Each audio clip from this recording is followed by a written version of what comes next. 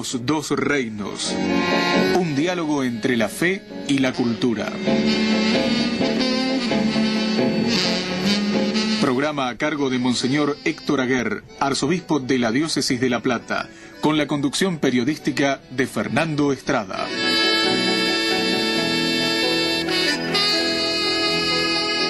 Esta realización ha sido declarada de interés cultural por la Secretaría de Cultura de la Nación.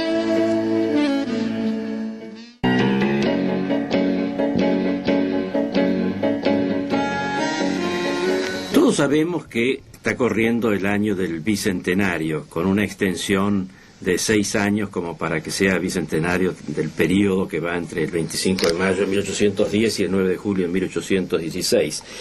También es muy sensible la diferencia que hay entre el clima que acompaña a este bicentenario de aquel que reinó durante el conocido centenario de 1910. Yo creo que ello se debe a que la gente en 1910 lo que celebraba era el estado de la Argentina de entonces. Así es, y la gran esperanza que significaba, ¿no?, con sus expectativas de crecimiento, de poder, en fin, había esperanza.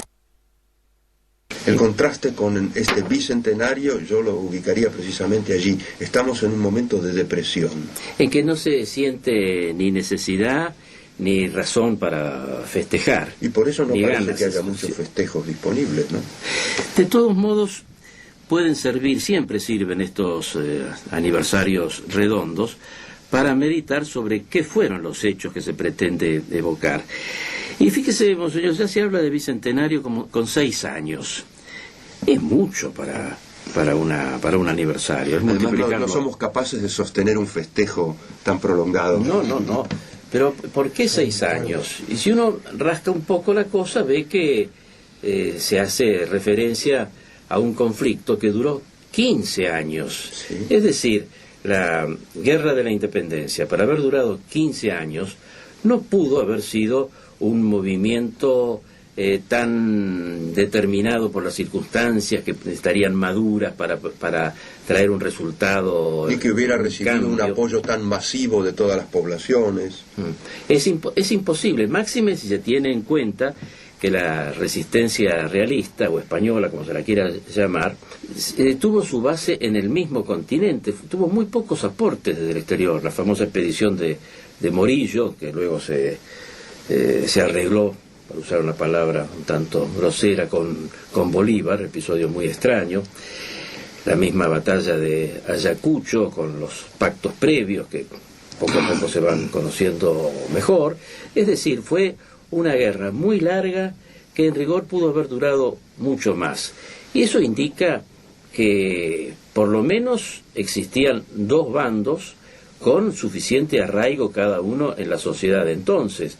De modo que corresponde ver qué pasó en lo que ya se puede decir del otro lado, porque se ha universalizado tanto el lado de la independencia que el otro ha quedado en un cono de sombras. Habría que echar luz sobre eso, y hay quienes lo están haciendo. Tengo aquí en mano un libro de José Manuel González, se llama La cueca larga de los Pincheira, y tiene un subtítulo que sin duda llama la atención: Una montonera realista en la independencia sudamericana. Si uno abre el libro, ya se encuentra que esta montonera siguió activa hasta la década de 1830 y que no era la única en América con estas características. Así que el tema reclama, no solo invita, sino reclama una profundización. Y por eso tengo en mano, repito, el libro de José Manuel González, pero lo tengo al mismo José Manuel González sentado aquí a mi derecha. A la mesa. Sí, también lo tengo, en este caso a la izquierda, a Félix de la Costa, que ha sido el editor de este libro, junto con otra cantidad de títulos sumamente interesantes. Me parece que, a pesar de la importancia del tema, quizás los oyentes se pregunten primero qué quiere decir esto de la cueca larga, ¿no? Entonces, José Manuel, le vamos a pedir que nos nos hable de todos estos puntos. ¿Qué fue esta cueca larga de los Pincheira?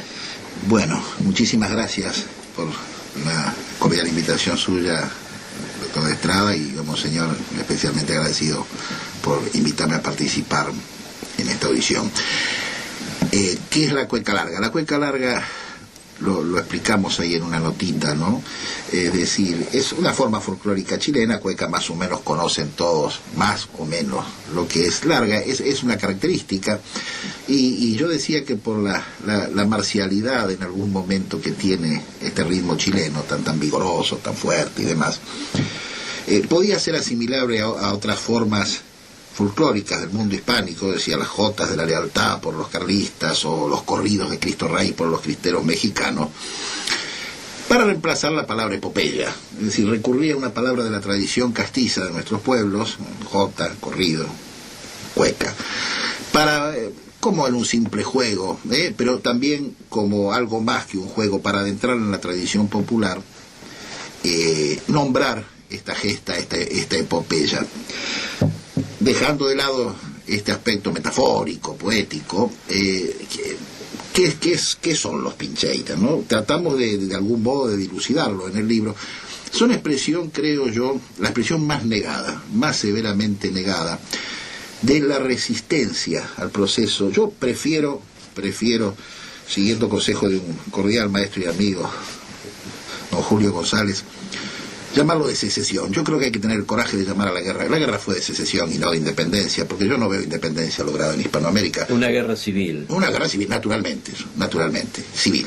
Es decir, hay en este momento algunos de los pocos pensadores que desde la izquierda están contestando, que están muy preocupados por eso, por negar el carácter de guerra civil, porque se caen muchas cosas. No es este el momento. Bueno, guerra civil habría que tomarlo en sentido analógico, ¿no es cierto? Lo que pasa es que es una escisión dentro del sistema hispánico. Naturalmente. Una secesión.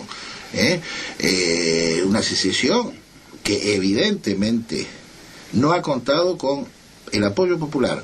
No digo yo que el Partido Realista, por utilizar terminología de la época, pero que se usó también Partido Realista, porque hay que decir definitivamente, y discúlpeme que lo corrija, es el Partido Realista y no español. Lo de español viene después de mucho tiempo y después de Mitre, de Barros Arana. No, eran realistas, y como tal, realistas y patriotas, eran la patria y el rey que peleaban, y esto viene de la Revolución Francesa, la patria. Es decir, ya estaban los frentes conformados.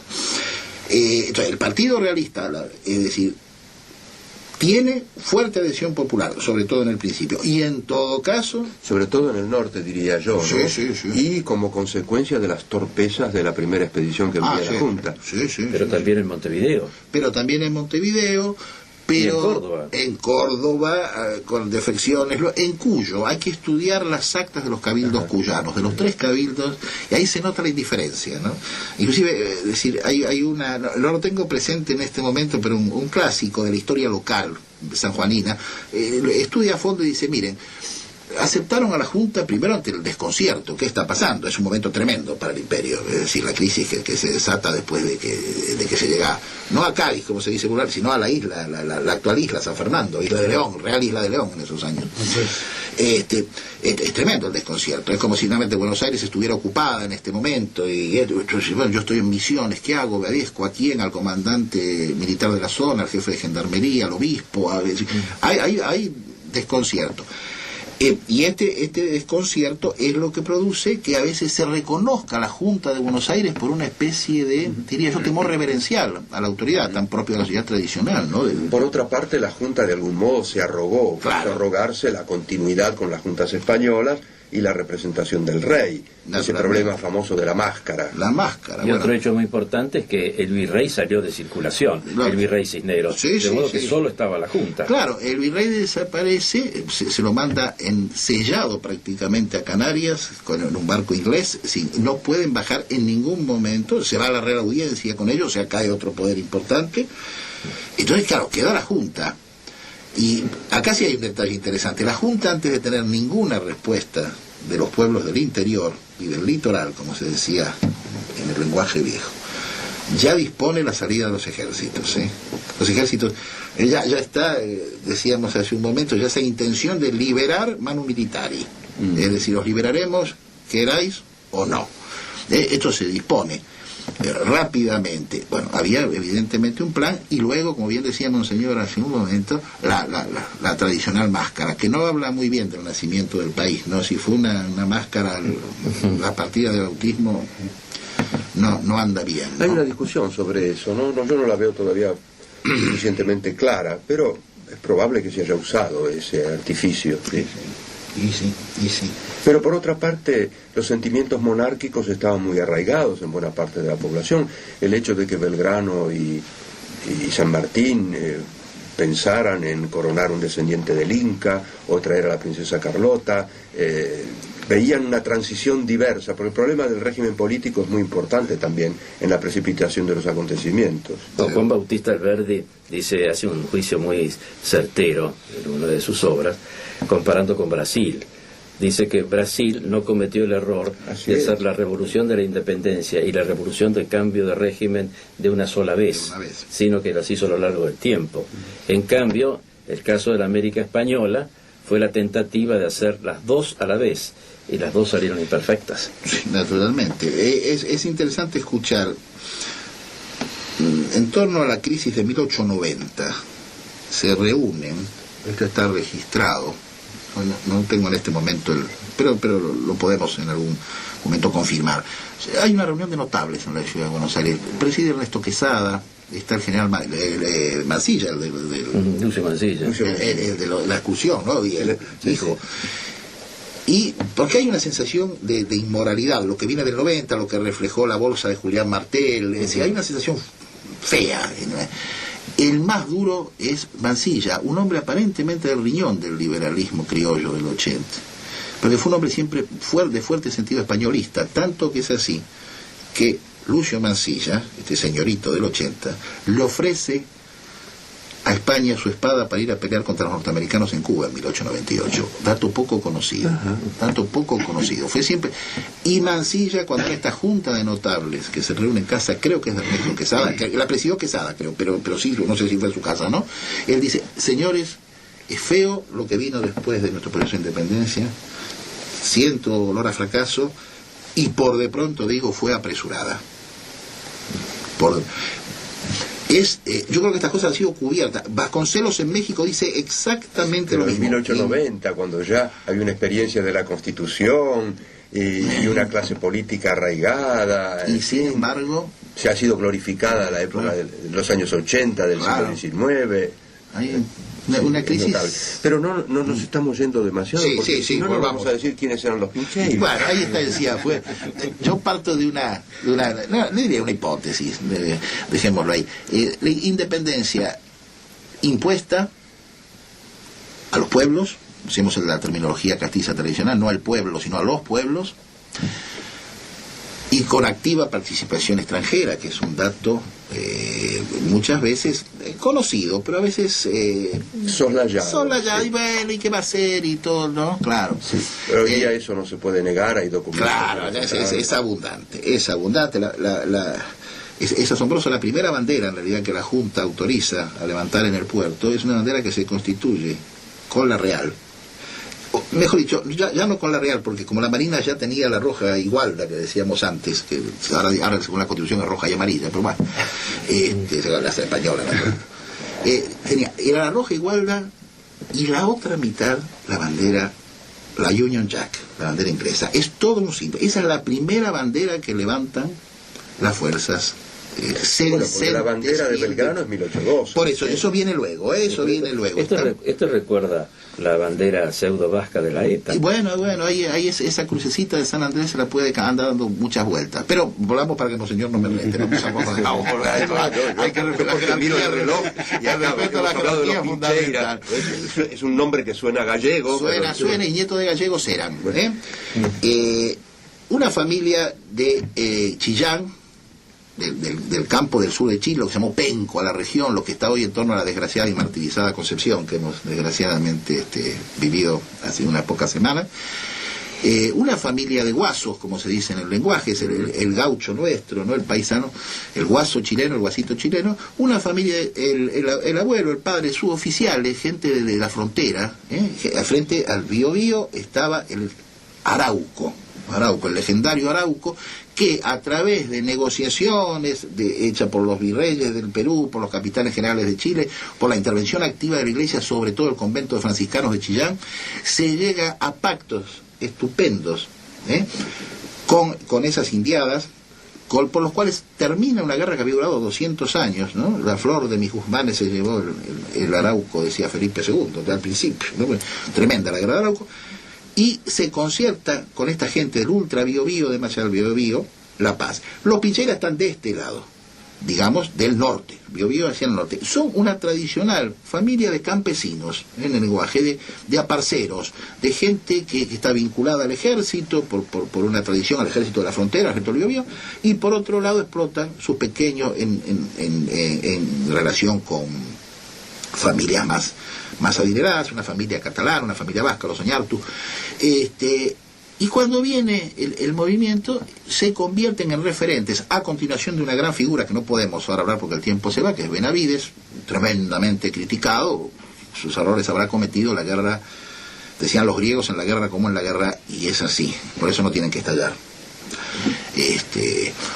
Y esta familia de guasos, de campesinos, se levantan y empiezan, luego de la muerte de Vicente Benavides, de la desaparición de algunos personajes importantes, a organizar tanto a campesino, a criollaje, a paisanaje criollo, porque no hay práctica, podrá haber algún oficial peninsular, algún oficial peruano, pero eran paisanaje, digamos, pero de esa zona. Perdón, en territorio de la Capitanía General de Chile. De Chile, empieza en Chile. Y unidos a ellos muchos caciques de más allá del Biobío, del ultra Biobío, del estado de Arauco, que mantienen su pacto de fidelidad con el rey. Están firmados, los pactos con la corona española tienen la característica de estar firmados, a diferencia de los pactos que se realizan posteriormente, aún con el mismo Rosa, que son verbales. Esto lo han manifestado inclusive descendientes. El descendiente del cacique Cayuqueo lo decía hace poco en una reunión que pude estar. Bueno, esta resistencia, es decir, con el avance posterior de las fuerzas patriotas, este es el término, patriotas, las fuerzas republicanas, si usted quiere, frente a las monárquicas del sur, hay un momento en que ellos incorporan a su frente de guerra el sur de la entonces provincia de Mendoza ya, y La Pampa, inclusive la provincia de Buenos Aires. Desplazan el frente de guerra y ellos lo convierten en gran fuente de recursos. ¿Cuáles son los recursos? El ganado. El ganado ha sido las vacas. En la historia argentina es fundamental. Hay un libro, que yo trato de hacerle una crítica respetuosa, pero señalando defectos, La guerra por las vacas, llama un historiador argentino, Raz, a nuestra historia del siglo XIX. Entonces, es decir, esto es lo que ha dejado una marca, ¿no? Los bandidos, los asesinos, los ladrones, evidentemente las prácticas de ellos, como en toda práctica de guerrilla, porque esto es lo que es una guerrilla, como bueno, la península ibérica es la tierra de la guerrilla de los romanos, ¿no? De Para ellos se precipitaban sobre las fuerzas regulares.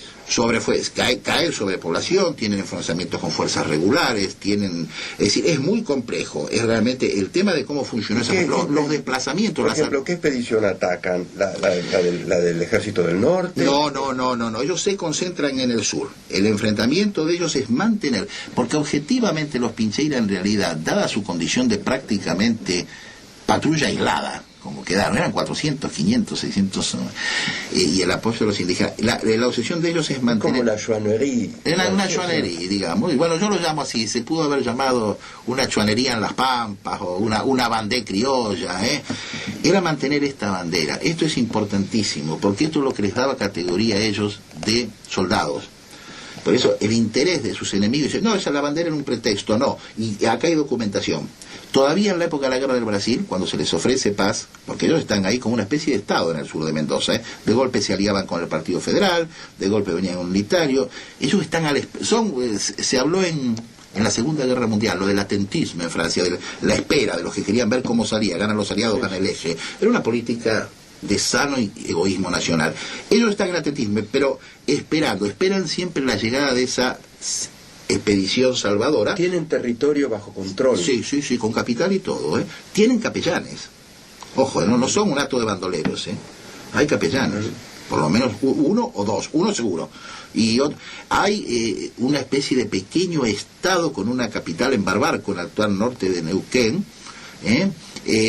Se escriben, se cartean, hay contactos con el cónsul español en Río de Janeiro registrados. ¿Alguna autoridad española los reconoce explícitamente? Explícitamente, ellos tenían ya desde la época de Benavides el virreinato del Perú, previendo la incomunicación, porque no hay que olvidarse que el mar lo controlan los ingleses, ¿no? Porque esta es la verdad, no es la marina ni chilena ni argentina, después habrán sido, en ese momento no.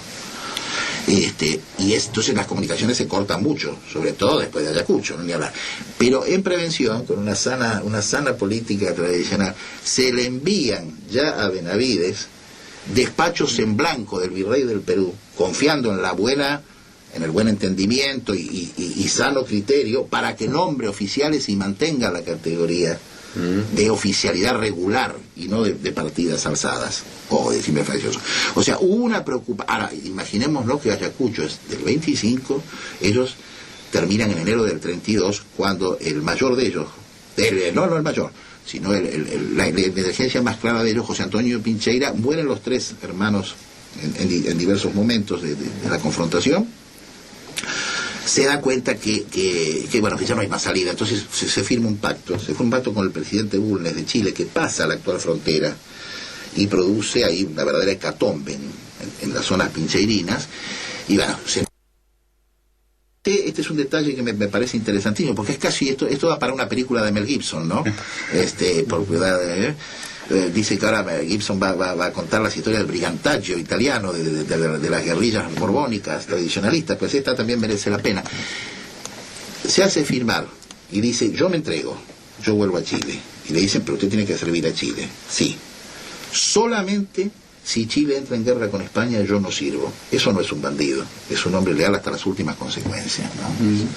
Dice: yo me rindo, yo me entrego, yo obedeceré. Y ahí murió muy viejo, negándose sistemáticamente. Vicuña Maquena lo va a ver, cuenta cosas. No ha reconocido la independencia chilena. Él no sí que no, porque dice esto: y si España vuelve, yo voy a estar con España. Una especie de reserva. Contra todo, sí, voy a apoyar el Estado de Chile. Si vuelve el rey, no. Yo contra el rey no levanto la mano. Eso no es un bandido, ¿no? Pero este caso de los Pincheira... Bueno, pero el rey no importa, el rey sigue. No, era el reino, en realidad era la corona. Sí, la institución. Este caso de los Pincheira no es único en América. No. Yo lo que me he dado cuenta investigando, y uno está limitado, es que se va abriendo a cada paso. Porque hay clásicas, Chiloé. Chiloé aguantó menos, de todos modos, la isla de Chiloé, pero también, después de Ayacucho sigue peleando.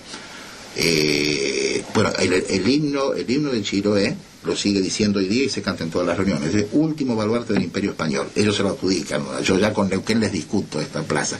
Pero la sierra peruana estuvo sublevada y, es decir, como hay una figura memorable, Huachaca, un cacique, controla y precisamente ahí al norte de Ayacucho no podían ni entrar los patriotas hasta 1860. Es decir, Pasto, no hablemos de Pasto, donde al sur de Colombia, sur colombiano, prácticamente zona casi ecuatoriana, donde Bolívar realiza un verdadero genocidio, como están estudiando gente amiga nuestra con la que hemos podido establecer contacto acá con el editor, con De la Costa. Una ciudad que tendría 8.000 habitantes, fusila a 2.000 habitantes una tarde en un río que le llaman Río de la Sangre, los pastuzos, como se llama el paisano. Genocidios atroces, tapados como dice también mi colega amigo Julio González, por brillos himnos cargados de palabrería, libertad y sí, a sus plantas rendido un león. Sí, mucha palabrería, muchos adjetivos, eso, ¿no? Es una cosa un poco curiosa, pero quizás nos caracteriza luego a nosotros los argentinos, ¿no? Porque el himno nacional es de 1811, el texto de Vicente López y Planes. Ya ahí habla de sean eternos los laureles que supimos conseguir. A esa altura no habíamos conseguido ninguno. Después sí. Los grandes laureles eran los del 6 y el 7, ¿no? Claro, pero es un dato. Yo soy nieto de asturianos por paterno, ¿no? Y de gallegos por materno. por paterna, por parte materna. El himno es un plagio del canto de guerra de los Astures de Jovellanos, ¿no? Es decir, ya lo demostró Menéndez Pelayo, acá Berenguer Carizomo, es decir, lo copió, él era hijo de asturiano también. Y todos estos disparates que dijo el himno, con perdón, ¿no? Porque a ver si no me inician ninguna causa, pero el mismo hijo, cuando viene la modificación del himno en época de Roca, pedido a la colectividad española que se sentía agredida porque sus hijos cantaban en la escuela, y Roca dice, bueno, mire, en el año 1900. Por el 900. Sí, cuando, fue también cuando Esnaola, no, un poco después. No, Esnaola fue antes, la modificación de la música, la partitura nueva. Sí, pero además la partitura nueva previó que se cantaba abreviado. Abreviado, pero después... Y entonces, ¿quién es el gran consultado? Naturalmente, el que llamaban en la tradición porteña del siglo pasado, esta parte sí son simpáticas, el hermano del himno, Lucio. Sí, sí. Y Lucio dice, mire, modifique tranquilo, le dice a Roca, y lo expresa, yo creo que en La Nación o en la prensa, por ahí está, tengo la cita. Mi padre dice, esto fue en la locura de la guerra civil, no, esto es todo, no, fíjalo con toda tranquilidad, con lo cual fue el gran argumento que tuvo Roca, porque Mañasco, que era el ministro de Educación, estaba en contra, quería comer. Mañasco era un gran patriota, pero tenía la lacra del garibaldismo, ¿no? Pero Mañasco es el autor, no viene al caso, pero es el autor de un proyecto interesante de reforma educativa que no prosperó. Sí. Se dio cuenta ya entonces que la ley 1420 ya no andaba, pero tenía esta cosa muy antihispánica, ¿no? De su terrorismo. Y dice, entonces, bueno, los pastuzos, dijimos. Por ejemplo, California, ¿no? Que la vemos todos, hay que ser simple, estas cosas. La famosa serie del zorro que tanto han visto. Sí. California no quiere saber nada. Se separa de México, por eso quedó casi separada, esperando la vuelta del rey. México ni hablar. Salvo, como dice don José Vasconcelos en la breve historia de México, después exagerado, agrandado, lo de Hidalgo y Morelos y algunos curas apóstatas, porque en realidad eran todos apóstatas, ¿no? Se queda tranquila, y en el 21, cuando Iturbide proclama la independencia, lo hace por el problema con los liberales españoles, esta es la realidad. Y ante la imposibilidad, que claro, era fáctica también, la venida del rey a México era imposible, la complejidad, digamos, es mucha. O sea que si uno cuenta desde México, Centroamérica esperó, la única experiencia que tenían era, bueno, algún paso que quedaba con las banderas, ¿no? El paso de la Argentina, de Buchar, que dejó mala memoria, y tan mala memoria que esto hay que recordarlo. Buchar, al que le ponemos ahí está el Lunapalo en la calle y todo, lo mata un esclavo, le dan tierras en el Perú a Buchar, y era malísimo para ese francés, y era tan malo que un esclavo negro lo mató de una puñalada. Miren El Libertador, ¿no? En el año 40, no, pero hay mucho mito, ¿no? Mucho, es decir, la historia nuestra es desgraciadamente, y no mito noble. Creo que este es el momento, el bicentenario, no para condenar o para alzar un tribunal de juzgamiento de una cosa que... La historia no está para eso. En realidad, pero sí para aclarar. Hay una trayectoria revisionista en la historia argentina que ha hecho mucho bien. Claro. Por ejemplo, la reproposición de los grandes temas de nuestra historia del siglo XIX se debe al trabajo del revisionismo histórico, sobre todo lo que tiene que ver con la Confederación Argentina, con la figura de don Juan Manuel de Rosas y demás, ¿no? La importancia de todos esos pactos federales para la futura organización constitucional. De modo que no, es la revisión hecha con respeto y sobre todo con objetividad, porque se ha macaneado mucho. No, sin autoridad. La cuestión es dónde están los documentos. Afferantur codice. Muy bien. Estamos muy agradecidos por su participación en el programa y el comienzo de una aclaración pública de estos temas que conciernen a... ¿Dónde se puede comprar el libro de los Pincheiras? De paso le hacemos propaganda. Sí. ¿Tan curioso esto? Bueno, en Jenny, por ejemplo, se puede comprar, en la cadena Jenny, en Vórtice, en fin, en las librerías que quieren vender este material, ¿no? Que no son muchas, pero bueno, por suerte tenemos a Jenny. Tendría que venderlo en los kioscos de los subterráneos. Bueno, este ha sido un consejo comercial, pero no tiene nada que ver con una publicidad que nos falta en este programa. Muchas gracias por su participación.